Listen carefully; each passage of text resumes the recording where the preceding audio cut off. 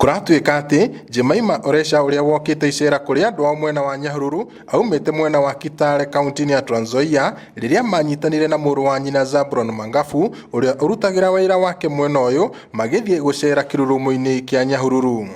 Rigo kuhururuka-ini ici makihurana mbica cia kiririkano niguo mutino uyu wahanikire thutha wa Oresha gutindiruka na kugwa rũĩ-inĩ rũrũ na kumanagia na hau akiagwo na ndarioneka. Msichana kwa jina Jemaima Oresha ambaye alianguka kwa mto karibu hapa Thousand Falls, na alikuwa anapigwa picha na ndugu yake. Ikawa sasa wakati alianguka aliingia kwa mto, na mahali aliingia ilikuwa ni mahali deep. Tunatafuta katika huo mto lakini hatujampata. Naomba kama serikali inaweza kutusaidia ili huyo msichana akaweze kupatikana, kwa vile tangu siku hiyo hatujakuwa na amani. Tumekuwa tukihangaika hapa na pale, hatujakuwa tukilala. Tunaomba wahisani wote wenye popote walipo wanatusikiza, tafadhali kwa unyenyekevu watusaidie ili tuweze kupata mwili wa mpendo wetu.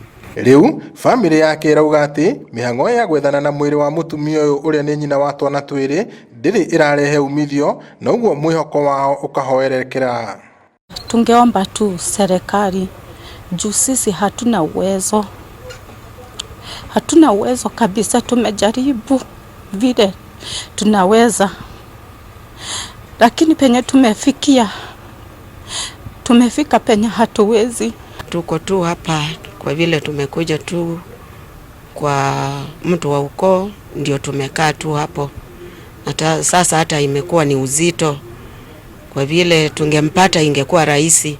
Mwihoko wao ni ati mwiri uyu ni ukuonekana niguo monage kaburi gake na kigiriko kiria mari nakio gikinya muthia.